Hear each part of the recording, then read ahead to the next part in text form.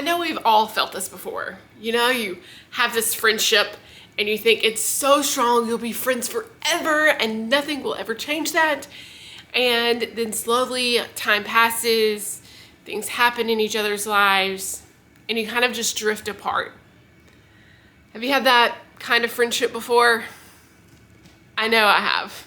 I decided that I would create a mixed media art piece because I love seeing mixed media pieces and wanted to experiment with that kind of art. And I also really needed a door hanger for my door. And so I decided, nature is kind of my forte of the things that I really like to create and connect with.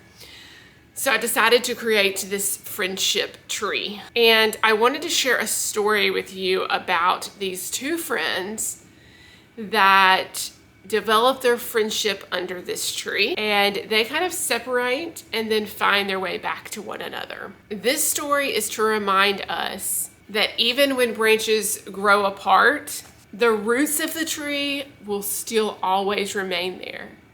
It's just like when I made my college friends, right? And then during COVID hit and we reconnected and decided to chat in a Zoom call.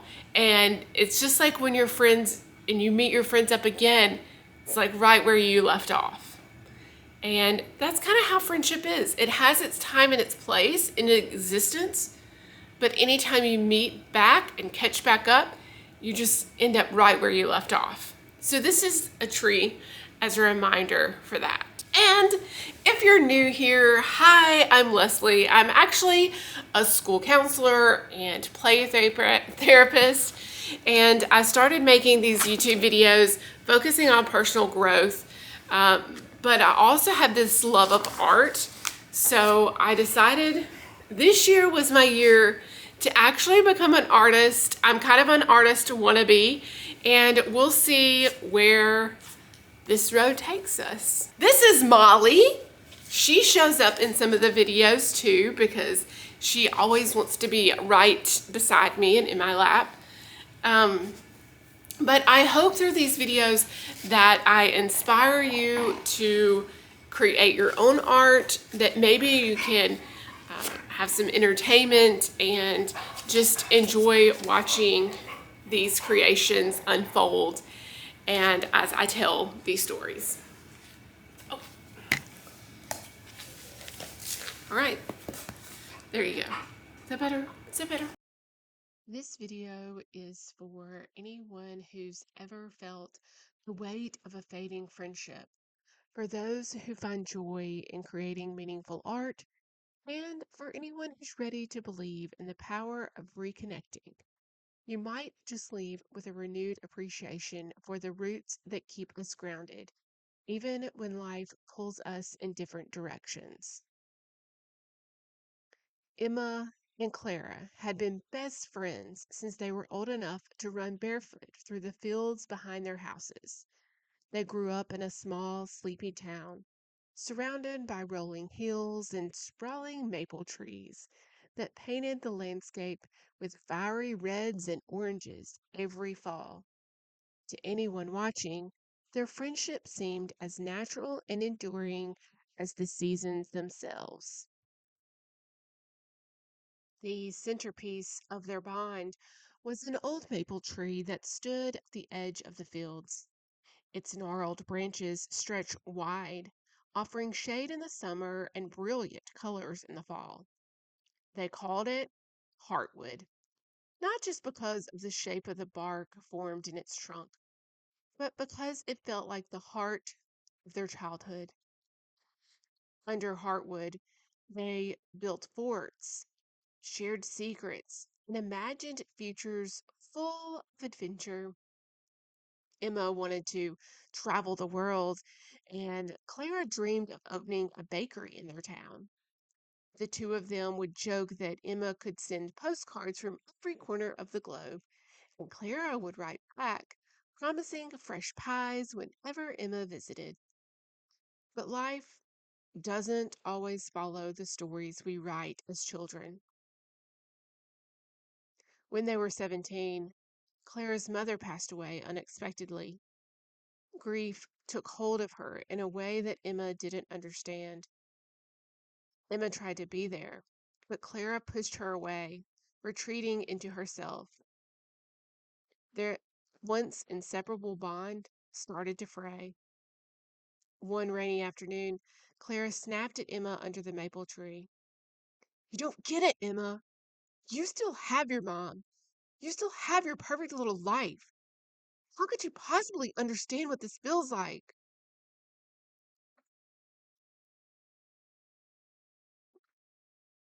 Emma, hurt and unsure how to respond, simply walked away. It was the first time she had left without turning back. Over the next few years, the distance between them grew. Emma left for college in a bustling city, just as she had always planned. Clara stayed behind, working odd jobs and trying to piece her life together. The postcards Emma had once promised to send never came, and the bakery Clara dreamed of seemed like a relic of a different lifetime. 2 years later, Emma was living in a different city, climbing the corporate ladder at a marketing firm. She rarely thought about her hometown or the maple tree. One gray afternoon, as she sat in her office staring at spreadsheets, her phone buzzed. It was a number she didn't recognize, but something made her answer. Emma? The voice on the other end was shaky but familiar. It was Clara. Clara? Emma's heart raced. I know it's been a long time. I would have called if it wasn't important. Emma's breath caught in her throat. What's wrong? It's heartwood, Clara said. We're going to cut it down. Emma felt like the air had been knocked out of her. What? Why? There's some development project. They're saying the tree's in the way. I thought I thought you wanted to know. Emma didn't hesitate. She booked a flight that night. When Emma arrived back in town, she was struck by how little had changed. The fields still stretched wide, the hills still rolled gently, and there, at the edge of it all, stood Heartwood. Claire was waiting under the tree. She looked older, tired, but her eyes still had that familiar spark. Thanks for coming, Clara said, her voice soft. Emma nodded. I couldn't let them take this away. Together, they came up with a plan. They gathered signatures from neighbors, researched the history of the tree, and even reached out to local news stations to draw attention to the cause. As they worked, they started to talk, not just about the tree, but about everything that had happened over the years.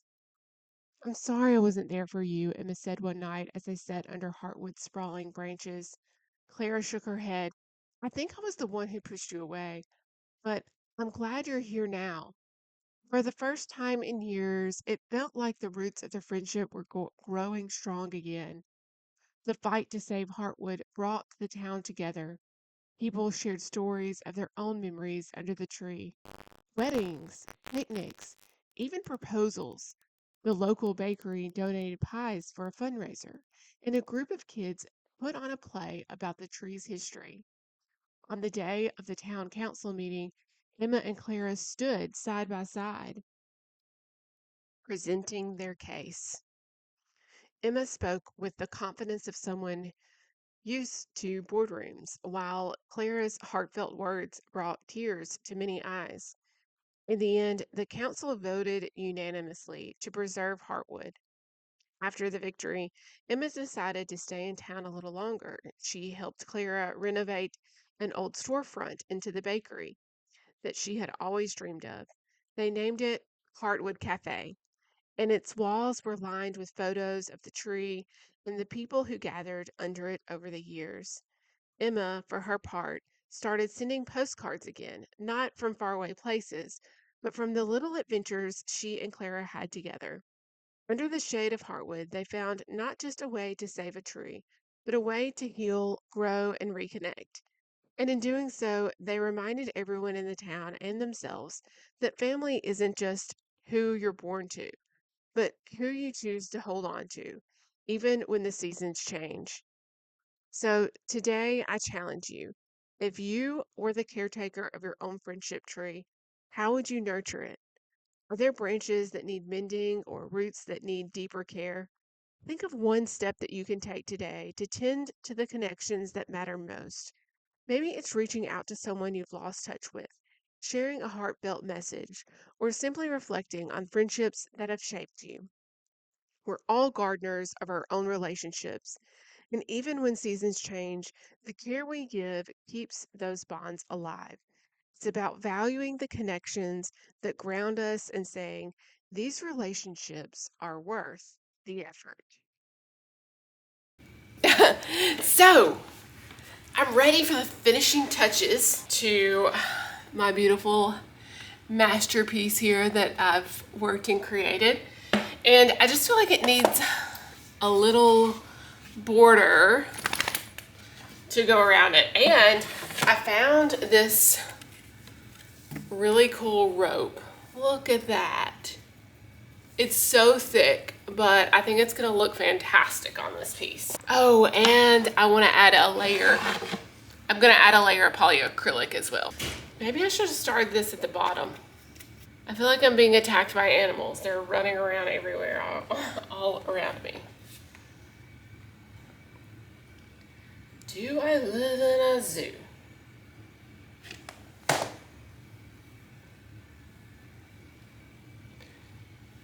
Oh, ow, ow, ow.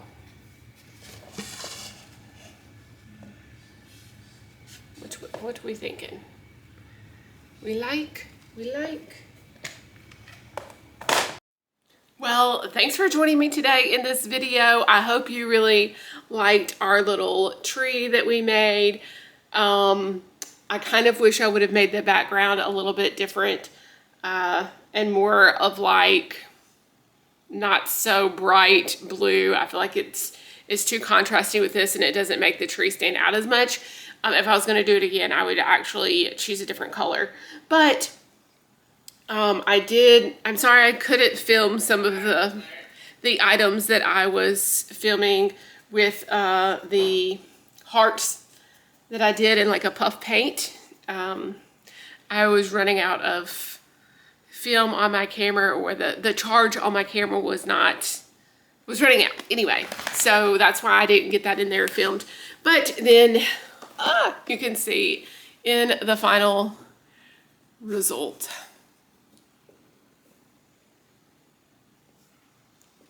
And this is the little town from the story.